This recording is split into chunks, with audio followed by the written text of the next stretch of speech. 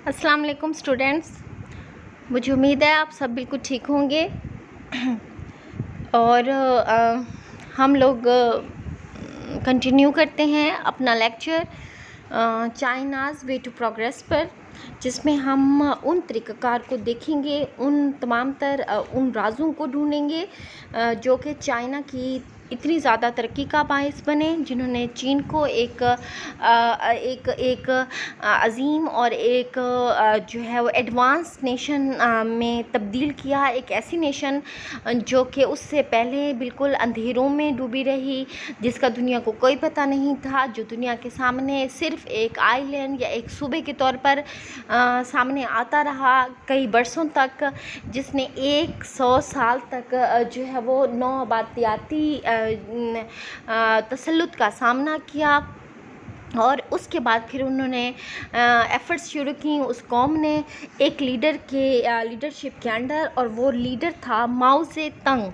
माओ जे तंग was the leader who leads the Chinese nation and make them great and strong Nations of the world.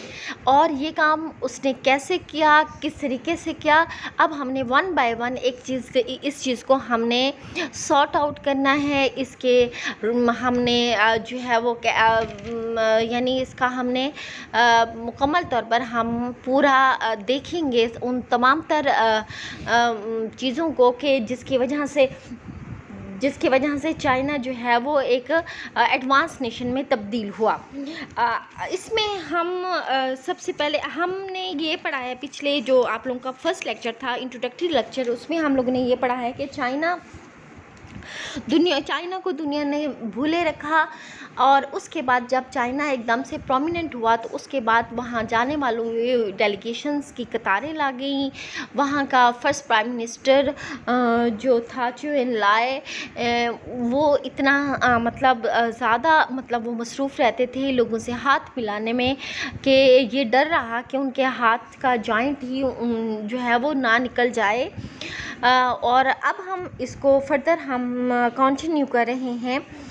सबसे पहला जो हमने पढ़ना है चाइना की तरक्की का, वो ये है कि चाइना ने इसको जिस यानी हेडिंग के साथ इस ऐसे में बताया गया है, वो है एन एग्जाम्पलरी सोशल एक्सपेरिमेंट।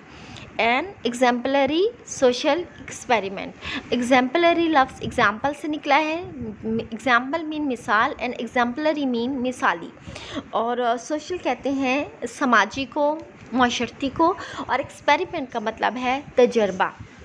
यानी चाइना में वहाँ के लोगों ने मिलके अपने उस लीडर के साथ मिलके एक मिसाली समाजी तजर्बा किया, जिसके नतीजे में उन्होंने अपने आप को एक कौम या एक नेशन या एक जिसको कहते हैं एक होल बनाया। होल कहते हैं यानी एक जिसको कहते हैं ना एक जिस्म, यानी वो इस तरह डिवाइडेड नहीं थे किसी तरह की कास्ट में, यानी ये फ़लानी ज़ात है तो ये फ़लानी ज़ात है, या ये कि ये अमीर है और ये गरीब है, या यानी किसी किस्म का कोई ज़ात पात की तकसीम किसी भी लिहाज से जो है वो चाइना में बिल्कुल यानी ख़त्म कर दी गई थी। पूरी चाइनीज़ कौम एक जो है वो एक जिस्म के तौर पे उभरी, एक यूनिटी के तौर पे उभरी, एक यूनाइटेड होकर, मुत्तहिद होकर। और ये काम उन लोगों ने कैसे किया, यहाँ पढ़ेंगे under the heading of an exemplary social experiment. सबसे पहले हम देखते हैं, इसको स्टार्ट करने से पहले इसके फर्स्ट पैराग्राफ के सिनोनिम्स और सिनोनिम्स आप लोग देखिए। सिनोनिम्स में सबसे पहले तो माओ जे तंग की बात की गई है। माओ जे तंग, माओ जे में जो माओ तो सही है, टी है, सी में जो है वो उसमें टी साइलेंट है, और ऐसी जो है वो जी की आवाज़ से का, और टी जो एन जी तंग। माओ जे तंग नेम है चाइना के उस अजीम लीडर का जिसने उनको लीड किया और उन अंधेरों से निकाला जिनमें वो डूबे हुए थे। इसके अलावा मैं आप लोगों को ये बता दूं कि माओ जे तंग was a communist leader. Communism के बारे में और कम्युनिस्ट लीडर के बारे में हम अगर ये बातें थोड़ा सा आपकी समझ से ज़्यादा है, लेकिन मैं स्टिल आप लोगों को बताऊं कि कम्युनिज़म एक डॉक्ट्राइन है, एक फ़लसफ़ा है, एक नुक्ता नज़र है, जिसमें इस बात पर जोर दिया जाता है कि जो मुल्क की प्रॉपर्टीज़ हैं, जो मुल्क के मतलब जितना भी मुल्क जिन जिन चीज़ों को मुल्क ओन करता है, वो चीज़ें किसी की ज़ाती मिल्कियत में ना हों, बल्कि वो पूरे मुल्क की मिल्कियत हों और लोगों में इक्वली डिवाइड हों। यानी इस डॉक्ट्राइन के मुताबिक वहाँ कोई ना तो अमीर होगा, ना अमीर बहुत ज़्यादा अमीर होगा, और ना ही गरीब बहुत ही ज़्यादा गरीब होगा। तो ये एक नुक्ता नज़र आया, बहुत ये काफ़ी सदी पुराना है, जिसमें ये था कि मतलब हाँ, हमारा हमारा जो दुनिया में जब माशरे बने, तो माशरों आहिस्ता आहिस्ता जो जिन्होंने ज़्यादा कोशिश की, या जो मतलब कह सकते हैं इसमें कोशिश का भी ज़िक्र नहीं है, या किसी तरीके से इस तरह हुआ कि माशरा दो हिस्सों में तकसीम होता चला गया। एक वो जो अमीर लोग थे और एक वो जो कि गरीब लोग थे। शुरू में शायद इनमें जो गैप था या उनमें जो फ़र्क था वो इतना वाज़ेह नहीं था, लेकिन जैसे जैसे वक्त गुज़रता चला गया, अमीरों और गरीबों का फ़र्क इतना बढ़ता चला गया कि बाज़ जगह तो इस फ़र्क की वजह से इनकलाब आए कि गरीब लोग अमीरों पर टूट पड़े कि ये हमारा हक़ खा रहे हैं, इन्होंने हमारे हिस्से के भी जो ज़मीनें जायदादें हैं, रुपया है, पैसा है, सोना है, इन पर कब्ज़ा किया हुआ है, और ये कि इनके हक़ मानने की वजह से हम गरीब से गरीब तर होते जा रहे हैं और ये अमीर से अमीर तर होते जा रहे हैं। और इस रिएक्शन के तौर पर ये कम्युनिज़म का नज़रिया उभरा था, जिसमें ये कहा गया कि किसी के एक बंदे के पास जो है वो, या चंद लोगों के पास जो है वो वेल्थ या दौलत अकुमुलेट ना हो, जमा ना हो, बल्कि जो दुनिया की या जो किसी एक मुल्क की जो दौलत है वो तमाम लोगों में बराबर तकसीम हो जाए, ताकि कोई भी अपने आप को ना तो बहुत अमीर समझ के दूसरों पर जुल्म करे, और ना ही कोई बंदा बहुत गरीब होकर दूसरों के नीचे लगा रहे। तो इस लिहाज से माओ ज़ेडुंग कम्युनिस्ट लीडर था, और वहाँ पर जो गवर्नमेंट आई वो कम्युनिस्ट नज़रियात जो थे उन पर बिलीव करती थी। ये मज़ीद जब हम थोड़ा सा पढ़ेंगे तो भी आपको आइडिया हो जाएगा। बहरहाल माओ ज़ेडुंग जो है अजीम इनकलाबी लीडर हो गया। नेक्स्ट वर्ड है कॉन्फ्रॉन्ट, इंपॉर्टेंट वर्ड है। कॉन्फ्रॉन्ट का मतलब है सामना करना, मुकाबला करना। मीनिंग्स हैं फेस, टैकल और अंडरटेक। नेक्स्ट वर्ड जो है, जो आप लोगों का थर्ड है, वो है एनिग्मा। एनिग्मा का मतलब है राज, मुअम्मा, पहेली या असरार। मीनिंग है mystery, puzzle, riddle, problem, dilemma या मेज़। नेक्स्ट मेज़ जिसको हम भूल भुलैया भी कहते हैं, ठीक है। नेक्स्ट वर्ड कॉलोनियल है। ये वर्ड भी बहुत अहम है कि जिसको हम उर्दू में बोलते हैं नौआबादियाती। शायद आपने कॉलोनियल या नौआबादियाती का लफ्ज़ सुना भी होगा आपने पाक स्टडीज़ में पढ़ते हुए कि जो सब कॉन्टिनेंट या बरसगीर था ये अंग्रेज़ों का नौआबादियाती था। इसका मतलब क्या है? इसका मतलब ये है कि इस पर बहुत ज़्यादा ये यानी यहाँ रहने वाले और लोग थे, और इन पर कब्ज़ा करने के लिए बाहर से लोग आए थे। ये जो बाहर से लोग आए थे ये अंग्रेज़ थे। तो इस लिहाज से अंग्रेज़ों ने बरसगीर को अपनी कॉलोनी बना दिया था। अब कॉलोनी यानी ज़ेर तसल्लुत इलाका, यानी एक ऐसा इलाका जहाँ पर उसके अपने लोग हुक्मरान ना हो, बल्कि बाहर से आए हुए लोग उन पर हुक्मरानी कर रहे हों। तो नौआबादियाती ऑफ और पर्टेनिंग टू अ कॉलोनी और colonies, specially British crown colony. उस पुराने पिछली सदियों में ज़्यादातर अंग्रेज़ थे जिन्होंने बहुत सारे ममालिक को, बल्कि आधी से भी ज़्यादा दुनिया को अपना नौआबादियाती बना के रखा था। बल्कि एक ज़माने में ये कहा जाता था कि ताजे बरतानिया वो मुल्क है जिसका सूरज ग़रूब नहीं होता। इसका क्या मतलब है? इसका मतलब ये है कि इसका इतने ज़्यादा ममालिक पर कब्ज़ा था बरतानिया का, अंग्रेज़ों का, कि सुबह सूरज तलू होता था जिस मुल्क से, वो भी उनके ज़ेर तसल्लुत था, और शाम में जाके सूरज घूमता घूमता जिस मुल्क में जाके गुरूब होता था वो मुल्क भी उनके ही मतलब ज़ेर तसल्लुत होता था। तो इस लिहाज से ज़्यादातर दुनिया उन्हीं की नौआबादियाती थी। कम्युनिस्ट अभी मैंने पढ़ा है, एक सियासी फ़लसफ़ा रियासत है जिसमें कहा जाता है कि जो ये कम्युनिज़म से इसका ताल्लुक़ है, यानी पर्टेनिंग टू कम्युनिज़म। और इसका मतलब ये है कि कम्युनिस्ट बिलीफ रखना या इस बात पर बिलीफ रखना कि दौलत, प्रॉपर्टी, जायदाद किसी एक बंदे की मलकियत नहीं हो सकती और ना होनी चाहिए। नेक्स्ट जो है वो कम टू पावर, इक़्तिदार हासिल करना, इक़्तिदार में आना, गेन पावर और प्रिवेल। नेक्स्ट वर्ड है आयरन एज। आयरन कहते हैं पुरानी तहज़ीब का दौर। अब देखें जैसे जैसे इंसान मतलब इंसान दुनिया में आया, आहिस्ता आहिस्ता इंसानों की आबादी बढ़ी, लोगों ने आहिस्ता आहिस्ता मुख्तलिफ़ चीज़ों का इस्तेमाल करना सीखा। सबसे पहला दौर जो है वो पत्थर का दौर कहलाता है। पत्थर के दौर के बाद जैसे जैसे मुख्तलिफ़ धातें जो है वो इस्तेमाल में आती गईं, वही उन धातों के लिहाज से उस दौर को नाम दिए गए हैं। तो पत्थर के दौर के बाद जो अगला दौर था या उसके बाद आने वाला जो दौर थे, उनमें से एक दौर था आयरन एज, जिसमें ज़्यादातर लोहे का इस्तेमाल होता था। तो बाकी यानी और कोई फैसिलिटी मुयस्सर नहीं थी, सिवाय ये कि लोगों को कुछ हद तक यानी धातों का इस्तेमाल वो कर लेते थे। तो आयरन यानी बहुत पुराना, यहाँ पर अगर हम इसको सिंबॉलिकली लें, अलामती तौर पर लें, तो इसका मतलब है बहुत पुराने दौर के इंसान, जहाँ वो ऐसा दौर या ऐसा पीरियड जिसमें बहुत ज़्यादा फैसिलिटीज़ मुयस्सर नहीं थी। ठीक है, अच्छा उसके बाद नेक्स्ट वर्ड जो है वो आप लोगों का है इकोनॉमी कहते हैं मईशत को, wealth, resources, financial management. Next word है कम्यून। जी कम्यून अभी हमने पढ़ना है एग्रीकल्चर कम्यून्स के बारे में। यहाँ पर कम्यून से मुराद है कि जिस तरह हम कह सकते हैं हमारे देहाती इलाके गाँव में डिवाइडेड हैं या चकों में डिवाइडेड हैं, ये चक नंबर ये है तो चक नंबर ये है या इस गांव का नाम ये है। तो चीन में जो उनके ज़राई इलाके हैं वो मुख्तलिफ़ हिस्सों में जो डिवाइडेड हैं, हर हिस्सा कम्यून कहलाता है, हर हिस्सा कम्यून कहलाता है, एग्रीकल्चरल कम्यून यानी ज़राई इंतज़ामी इलाके। अच्छा तो इसको हम अब आपको पता है कि हर गांव की हर इसकी चक की या इसी लिहाज से हम चाइना के कम्यून की हम कह सकते हैं एक पंचायत होती है, यानी वो एक कम्युनिटी होती है, एक गिरोह में तकसीम उनको किया जा सकता है। तो इसका मीनिंग है a group of people not all of one family sharing living accommodation and goods, यानी एक ही इलाके के लोग जो वहाँ की ज़मीन भी शेयर कर रहे हों और वहाँ की चीज़ों को भी शेयर कर रहे हों, वो कहलाते हैं जिनका ताल्लुक़ यानी एक कम्यून से है।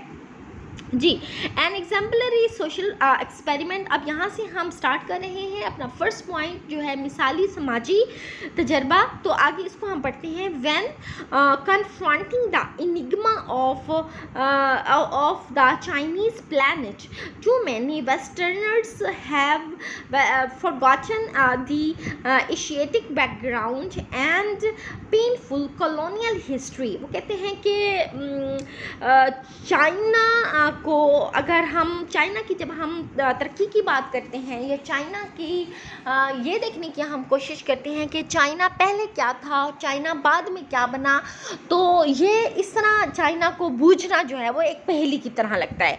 और वो कहते हैं कि बहुत सारे जो वेस्टर्नियर्स हैं यानी जो वो लोग जिनका ताल्लुक़ मगरिब से है, वो चाइना की पहेली को हल करते करते दो चीज़ें भूल जाते हैं। कौन सी दो चीज़ें? एक तो ये कि चाइना का पस मंज़र जो था वो एशियाटिक था, यानी वो बरआज़म एशिया में वाक़या था या वाक़या है। और दूसरी चीज़ जो है वो पेनफुल कॉलोनियल हिस्ट्री कि चाइना बहुत ही तकलीफ दे किस्म की नौ आबादियाती तारीख़ भी रखता है। यानी दो चीज़ें। अब ये दोनों चीज़ें क्यों इम्पॉर्टेंट है? एशियाटिक बैकग्राउंड रखना अपनी जगह पर एक तकलीफ दह बात है, क्योंकि आप अगर देखें तो ज़्यादातर एशिया के जो कंट्रीज़ हैं वो गरीब हैं, वो तरक्की पजीर ममालिक में या डेवलपिंग कंट्रीज़ में शामिल हैं, डेवलप्ड कंट्रीज़ में शामिल नहीं हैं, गरीब ममालिक हैं, पुअर कंट्रीज़ हैं, जहाँ वसाइल की भी कमी है, जहाँ पर दौलत की भी कमी है, जहाँ की इकॉनमी जो है वो स्ट्रॉन्ग नहीं है बल्कि बहुत ज़्यादा वीक है। तो चाइना भी शुरू में ज़ाहिर है एशिया में शामिल था और उन्हीं एशियन कंट्रीज़ का हिस्सा था। और दूसरी बात, बहुत सारे एशियाई ममालिक की तरह जिनमें पाकिस्तान, इंडिया, बांग्लादेश वगैरह ये भी शामिल हैं, चाइना पर भी बहुत अरसे तक जो है वो मगरिब का या ब्रिटेन का, बरतानिया का कब्ज़ा रहा, वो उसकी कॉलोनी बना रहा, वो उसकी नौ आबादियाती बना रहा। कॉलोनी आप समझ आ गया ना? कॉलोनी बनाना का मतलब है कि किसी दूसरी कौम ने आके, यानी जिसकी एग्जाम्पल बरतानिया ही है, कि बरतानिया ने आके उस पर आके कब्ज़ा कर लिया। वो बाहर से लोग आए और यहाँ आके उन्होंने उस पर कब्ज़ा करके उस पर हुक्मरानी शुरू कर दी और इस तरह उसको कॉलोनी बनाया। तो दोनों बातें थी, चाइना का बैकग्राउंड भी एशियाई था और चाइना को जो है चाइना की नौआबादियाती तकलीफ-दे तारीख भी थी। But when the communist came to power, लेकिन इन 1949 और उसके बाद तब्दीली कब आई 1949 में, जब यहाँ पर कम्युनिस्ट जो थे वो बरसरे इक़्तिदार आए। यानी कम्युनिस्ट आपको पता है ना, वो लोग थे जो इस बात पे बिलीव रखते थे कि जो दौलत है या वेल्थ है वो किसी एक की मलकियत नहीं हो सकती। वो इस बात पर बिलीव नहीं करते थे कि अमीर को अमीर तर होना चाहिए और गरीब को गरीब तर बनते जाना चाहिए। ठीक है, तो जब कम्युनिस्ट वो कहते हैं 1949 में इक़्तिदार में आए तो the vast majority of the country carried on as it had been doing for the past 2000 years in an early iron age economy. तो वो कहते हैं जब वो बरसर इक़्तिदार आए तो मौजूदा चीन की उस टाइम की हैसियत क्या थी कि वहाँ चाइना के लोग पिछले 2000 सालों से अपनी बहुत ही पुअर मईशत के साथ आयरन एज में रह रहे थे। आयरन एज यानी बहुत ही पुराने दौर, यानी ऐसा दौर था जिसमें वो ज़िंदगी गुजार रहे थे जिनमें उनको किसी तरह की कोई जदीद फैसिलिटी, कोई जदीद तरक्की उनके मुल्क में नहीं हुई थी। वो लोग अनपढ़ थे, वो लोग जो है वो उनके पास किसी किस्म का कोई यानी सहूलियात नहीं थी, फुकदान था हर तरह की सहूलियात का। तो वो एक लिहाज से एक नहायत ही बैकवर्ड और बहुत ही पुराने यानी मुआशरे में रह रहे थे। तो उसके बाद क्या हुआ, and on countless occasions during our visit to the agricultural commune we were proudly told। और वो कहते हैं कि जब वो अब यानी ये राइटर्स बात कर रहे हैं, ओवर सिमरात इसके दोनों राइटर्स वो कह रहे हैं कि हम लोगों को जब सैर कराई गई उनके एग्रीकल्चरल कम्यून्स की, यानी उनके जो ज़रई यानी जो इलाके थे छोटे छोटे जो हिस्सों में डिवाइडेड थे, जैसे हमारे चक या हमारे गांव में, तो वो कहते हैं वहाँ की तरक्की देख के हमें वहाँ की तरक्की दिखाकर वो हमसे फ़ख्र से कहते थे कि ये वो इलाके थे जो 1949 में आयरन एज या आयरन एज जैसी ज़िंदगी जो है थे वो गुजार रहे थे।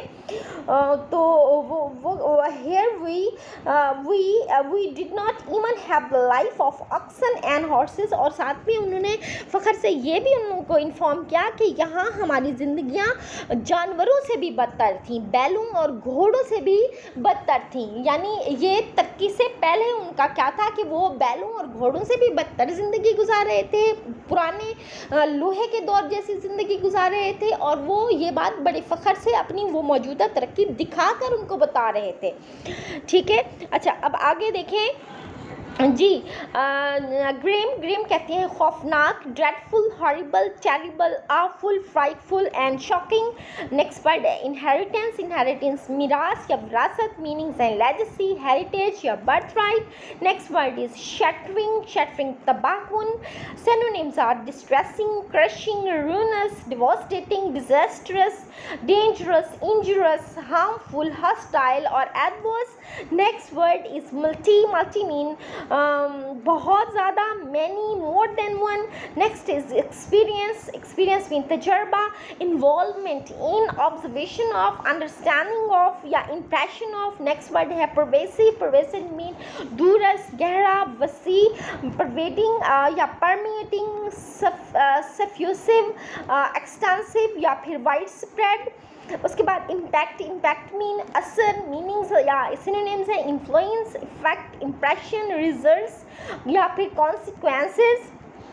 शेज़ोफ्रेनिया एक नफ्सियाती बीमारी का नाम है जिसमें आप आपकी शख्सियत जो है वो टूट फूट जाती है, आप सोच नहीं पाते, आप हर टाइम कन्फ्यूजन का शिकार रहते हैं, आपकी शख्सियत जो है वो मुकम्मल तौर पर जो है वो स्प्लिट हो जाती है, split personality, dual personality, multiple personality या पर्सनालिटी डिसऑर्डर, यानी शख्सियत का जो एक डिसऑर्डर या बीमारी जो है वो टूट फूट की, वो कहलाती है शिज़ोफ्रेनिया। लफ्ज़ देख लें, शिज़ो SCHIZO, ये शिज़ो है, फ्रेनिया PHRENIA, शिज़ोफ्रेनिया।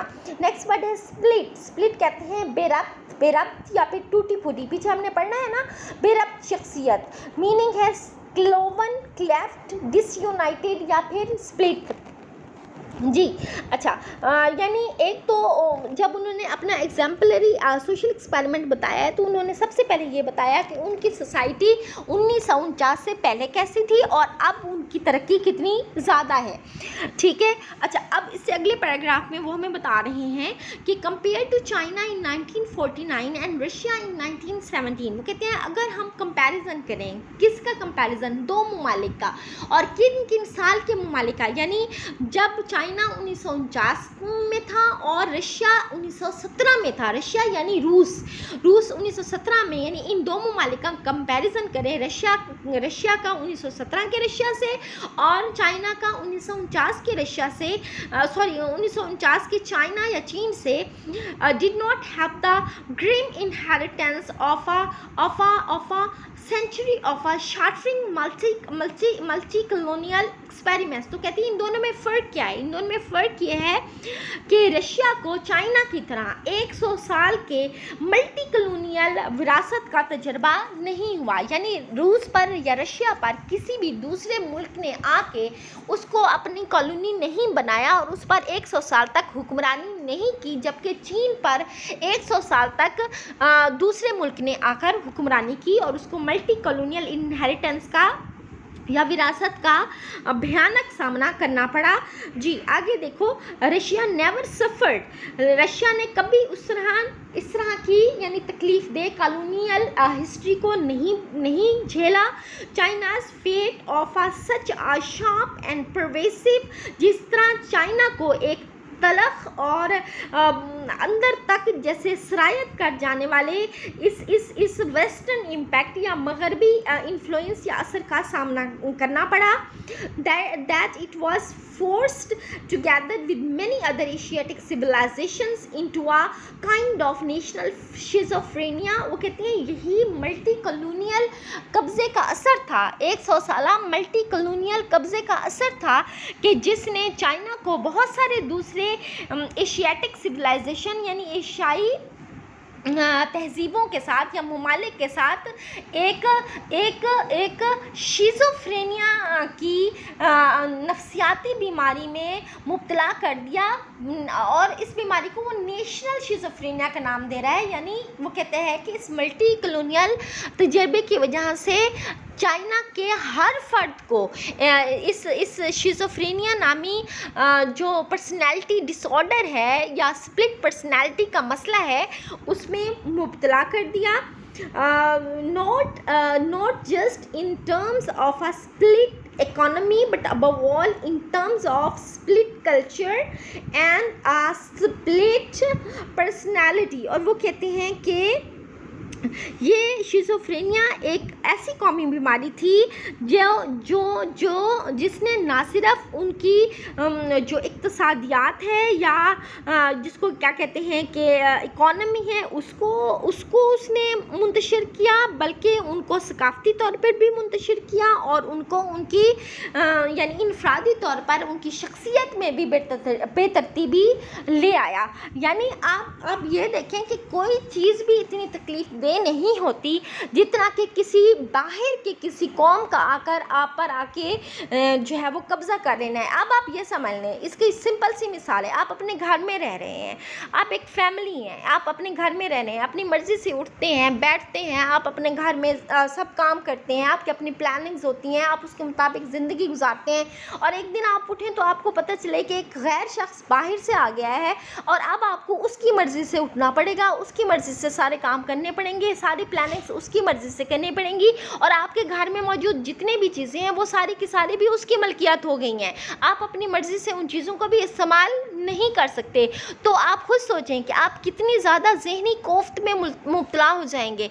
तो यही बात मुल्कों पर भी अप्लाई होती है कि जब एक मुल्क पर बाहर से कोई आ जाए हुक्मरान, तो वो पूरा का पूरा मुल्क, उसका एक एक फ़र्द हर लिहाज से अजियत महसूस करते हैं। उनकी शख्सियत टूट फूट जाती है, उनकी इकॉनमी टूट फूट जाती है, और यहाँ तक कि उनका कल्चर भी उनका अपना कल्चर नहीं रहता, बल्कि बाहर के कल्चर और उनका कल्चर मिक्स हो जाता है, और एक अजीब सी शक्ल में जो है वो कल्चर या वो सकाफ़त जो है वो रोनुमा हो जाती है, नज़र आने लग जाती है।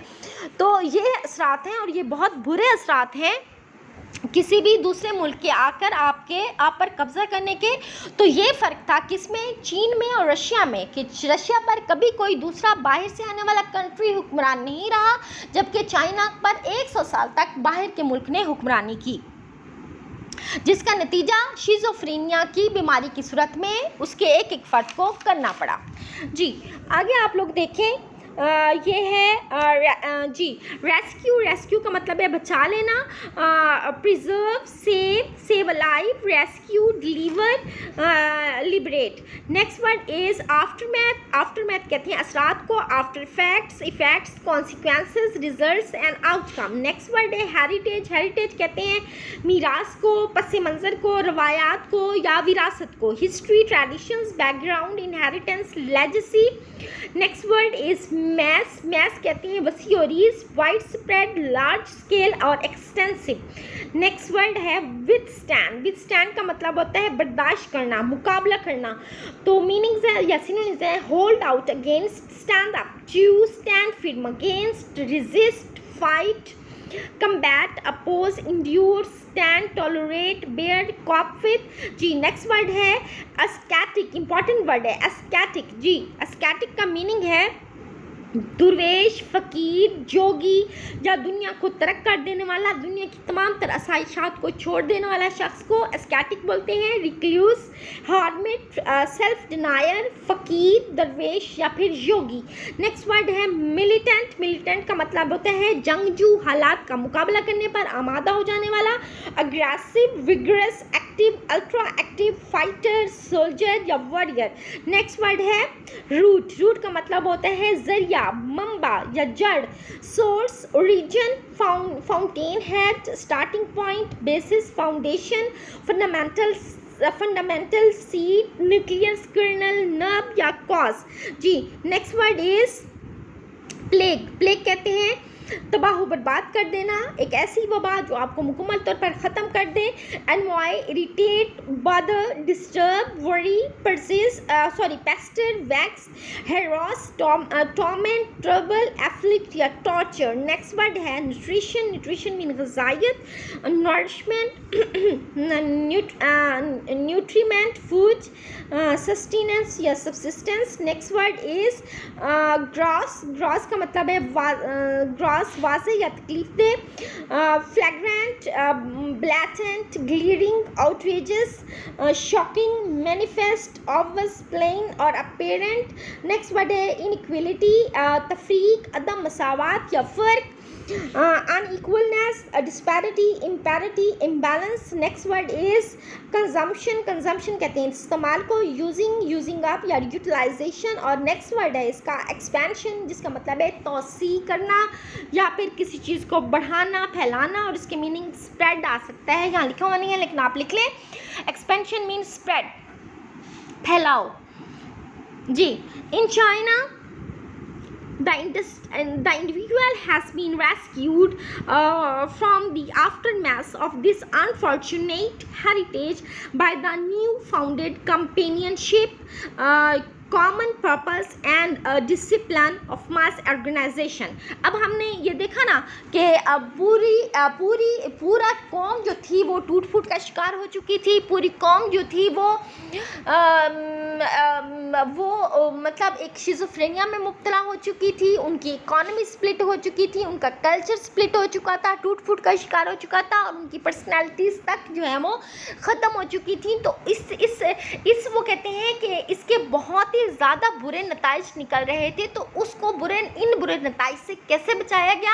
तो वो कहते हैं कि ऐसे बताया जी देखिए, इन चाइना जो इंडिविजुअल कहते हैं फ़र्द को, वहाँ के अफराद को, हैज़ बीन रेस्क्यूड, बचा लिया गया फ्रॉम द आफ्टरमैथ कहते हैं नताइज से, ऑफ दिस अनफॉर्चुनेट हेरिटेज, यानी ये जो बदकिस्मत विरसा उनको मिला था किस चीज़ का, कि एक कॉलोनी बनने का, एक बाहर के मुल्क की आके उन पर हुक्मरानी करने के बाद के जो नताइज से उनको बचाया गया। कैसे बचाया गया? बाय न्यूली फाउंड कंपेनियनशिप, यानी 3-4 चीज़ें थी। एक तो उन्होंने नई कंपेनियनशिप बनाई, दोस्ती बनाई। सेकेंड, कॉमन पर्पस, मुश्तरक मकसद उन्होंने अपना एक तय किया। एंड डिसिप्लिन, और उन्होंने नज़्म ज़ब्त पैदा किया ऑफ मैस ऑर्गेनाइजेशन, अवामी तंजीम करके, यानी अपने पूरे अवाम को नज़्म ज़ब्त करके, नज़्म ज़ब्त से उनकी तंजीम की। इसके अलावा उनके सामने एक मुश्तरक मकसद रखा और एक न्यूली फॉर्म्ड कंपेनियनशिप उनके लिए बनाई, एक यूनिटी बनाई। जिसके बाद, और सिर्फ उन्होंने अल्फाज से नहीं बनाई, उन्होंने लोगों के अंदर ये जज्बे पैदा किए कि तुम लोग अब एक हो, तुम लोगों का मकसद एक है, मुश्तरक है, और तुम लोग इस तरह मिलकर ही अपनी इस नई कंपेनियनशिप से ही आप अपने सारे मसाइल का सामना कर सकते हो और उनको रूट से, जड़ों से ख़त्म कर सकते हो जी। उसके बाद आप देखो, just as the Vietnamese have withstood American technology, so the ascetic militant Chinese have gone straight to the roots of the problems that have plagued Asian countries for thousands of years। अच्छा, वो कहते हैं अब again उन्होंने example दिया। उन्होंने कहा जिस तरह वियतनामियों ने, ये एक मुल्क के शहरियों का नाम है, वियतनाम मुल्क है और उसके शहरियों का है वियतनामीज। जिस तरह वो कहते हैं वियतनामियों ने विथस्टूड, सामना किया था अमेरिकन टेक्नोलॉजी, यानी जब अमेरिकन टेक्नोलॉजी उनके सामने आई और जिस तरीके से उन्होंने उसका सामना किया और उसका मुकाबला किया था, बिल्कुल वैसे ही अस्केटिक मिलिटेंट चाइनीज़ या चाइना के लोगों ने दुर्वेश जंगजू बनकर have gone straight to the roots of the problem. Chinese दुर्वेश जंगजुओं ने अपने मुल्क में मौजूद जितने भी मसाइल थे सीधा उनकी जड़ों की तरफ गए। और ये वो कहते हैं ये वो मसाइल थे that have plagued Asian countries for thousand of years, जिन्होंने कई हज़ार सालों से तमाम एशियाई ममालिक को परेशान कर रखा था। और ये मसाइल कौन से थे? इनमें सबसे बड़ा मसला द लैक ऑफ फूड, खुराक की कमी, and low level of nutrition, या जो अवेलेबल ग़िज़ा है उसका पस्त मयार। फिर grass inequalities of income and consumption, यानी जो वाज़ेह फ़र्क किसमें, आमदनी में और अखराजात में। ये भी एशियाई ममालिक का बहुत बड़ा एक प्रॉब्लम है कि उतनी उनकी आमदनी नहीं है जितना कि वो अपने अखराजात करते हैं, और ये वाज़ेह फ़र्क उनके बहुत सारे जो है वो प्रॉब्लम्स का बाइस बनता है, उनको और गरीब करने का सबब बनता है। फिर अनएम्प्लॉयमेंट, यानी बेरोज़गारी, and a sense of social uselessness, और बेरोज़गारी की वजह से लोगों में इस चीज़ का एहसास कि उनकी ज़िंदगी बेकार है, उनकी ज़िंदगी का कोई मकसद नहीं है। And the blind expansion of the cities, और सबसे अहम और बात के शहरों का अंधाधुंध फैलाव, यानी शहरों की आबादी में अंधाधुंध जो है वो फैलाव जो है, ये मेन मसाइल हैं जिसका सामना तकरीबन हर एशिया के मुल्क को है, जिनमें पाकिस्तान भी शामिल है, जिनमें इंडिया भी शामिल है, जिनमें बांग्लादेश भी शामिल है, और जिसमें इस तरह के सारे गरीब ममालिक शामिल हैं कि यहाँ के लोग जो है वो किन यानी यहाँ के लोगों को ग़िज़ा की कमी है, जो ग़िज़ा मैसर है उसका कोई स्टैंडर्ड नहीं है। इसके अलावा ये है कि यहाँ के लोगों की आमदनी कम है और अखराजात ज़्यादा हैं, और इसके अलावा यहाँ के लोगों में बेरोज़गारी बहुत ज़्यादा है, उनके लिए काम करने के मौके नहीं है, जिसकी वजह से उनके अंदर मायूसी फैलती है। उनको एहसास होता है कि उनका कोई उनकी ज़िंदगी का कोई मकसद नहीं है, वो अपने आप को यूज़लेस या बेकार समझने लगते हैं, और उनके शहरों का अंधाधुंध फैलाव। ये वो मसाइल थे जिसका सामना अगरचे हर एशियन कंट्री को था, और ईवन कि अभी तक हम जैसे ममालिक को अभी तक है, लेकिन चीन के अस्केटिक जो जंगजू किस्म के मिलिटेंट किस्म के चाइनीज़ थे, वो सीधा इन मसाइल की जड़ों तक पहुँचे और उन्होंने जड़ों से इन मसाइल को हल किया। ये हम अभी आगे मज़ीद पढ़ेंगे कि उन्होंने इसको कैसे हल किया, लेकिन हमने मसाइल पढ़ लिए हैं कि उनको था किन किन मसाइल का सामना, जिनको उन्होंने जड़ों से ख़त्म किया। जी, इसके कुछ क्वेश्चंस देख लें। What is the social historical background of China, what were the social historical problems of China, यानी चाइना का समाजी तारीख़ी बैकग्राउंड क्या था और चाइना के सोशल हिस्टोरिकल प्रॉब्लम्स क्या थे।